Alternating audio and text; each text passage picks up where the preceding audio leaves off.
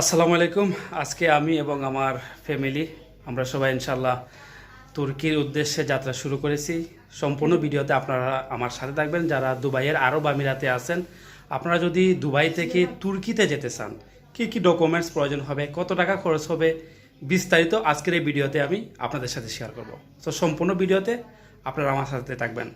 চলুন চলে যাই এয়ারপোর্ট।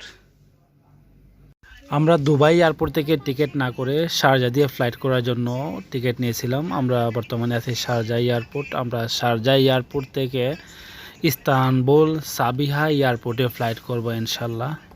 আমরা দুটা অ্যাডাল্ট এবং দুটা চাইল্ডের টিকিট করছিলাম, যেটা প্রাইস ছিল 3200 দিরহাম।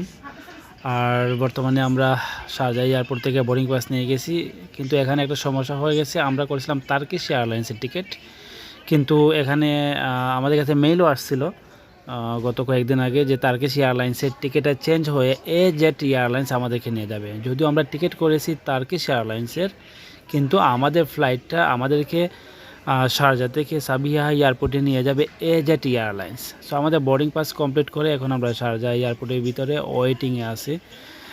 অল্প কিছুক্ষণের মধ্যেই আমাদের ফ্লাইট হয়ে যাবে ইনশাআল্লাহ। বোর্ডিং পাস আমাদের রেডি হয়ে গেছে। ফাইনালি আমরা সাবিহা এয়ারপোর্টে চলে আসছি।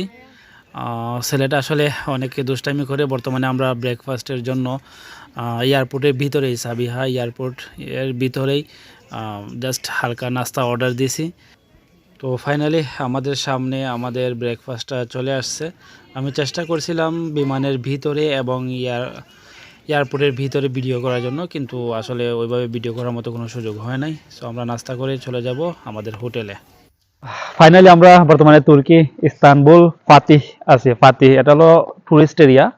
তো আমরা আসছিলাম দিনেই, আসার পরে বাসার মধ্যে আসছিলাম, রাতে ঘুম হয় নাই, বাচ্চারাও ক্লান্ত ছিল, শুয়ে পড়ছিলাম, ঘুমিয়ে গেছিলাম। তো একটু বাচ্চাদেরকে নিয়ে বাইরে হলাম, রাতেই ঘুরতে আসছি।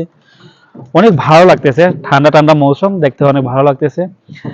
যদি আপনি দুবাই থেকে তুর্কিতে আসতে চান, তাহলে আপনার যে ডকুমেন্টসগুলো প্রয়োজন হবে এর মধ্যে হলো মোটামুটি ভালো একটা প্রফেশনের ভিসা, সেকেন্ড হলো আপনার 3 মাসের ব্যাংক স্টেটমেন্ট, আর হলো কোম্পানি একটা এনওসি লেটার লাগবে, আর passport copy, visa copy, ID copy, এগুলো তো আর আছেই, এগুলো লাগবে। আর অবশ্যই আপনার কমসে কম 3 থেকে 4টা ট্রাভেল হিস্ট্রি লাগবে।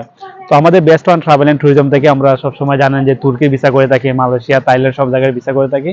তো আপনারা যারা তুর্কি আসতে আগ্রহী, আপনারা আমাদের সাথে যোগাযোগ করবেন। শুধুমাত্র আপনার অরিজিনাল পাসপোর্টটা লাগবে, passport copy, visa copy, ID copy, এগুলো তো আছেই। কোম্পানি একটা এনওসি নিয়ে নেবেন। অবশ্যই অরিজিনাল 3 মাসের ব্যাংক স্টেটমেন্ট লাগবে। একদম সাদা পাসপোর্ট দিয়ে সাবমিট করবেন না। আর অবশ্যই দুবাইয়ের বা আরব আমিরাতে আপনি যে স্টেটে থাকেন না কেন, 1 বছরের পুরানা হতে হবে। যারা নতুন আসছেন তারা এখন সাবমিট করতে পারবেন না। তুর্কির জন্য হলো আপনাকে অবশ্যই আরব আমিরাতের 1 বছরের পুরানা ভিসা থাকতে হবে। সো যারা আরব আমিরাতে আছেন, যারা আগ্রহী আছেন, আমাদের বেস্ট অন ট্রাভেল অ্যান্ড ট্যুরিজমে যোগাযোগ করবেন। আমাদের অফিস হলো সাতুয়া দুবাই। আমাদের হোয়াটসঅ্যাপ নাম্বার হলো 0525939769। ধন্যবাদ সবার সাপোর্ট এবং ভালোবাসার জন্য। অবশ্যই আমার সাথে থাকবেন, আরো ভিডিও আসবে আপনাদের জন্য। আসসালামু আলাইকুম।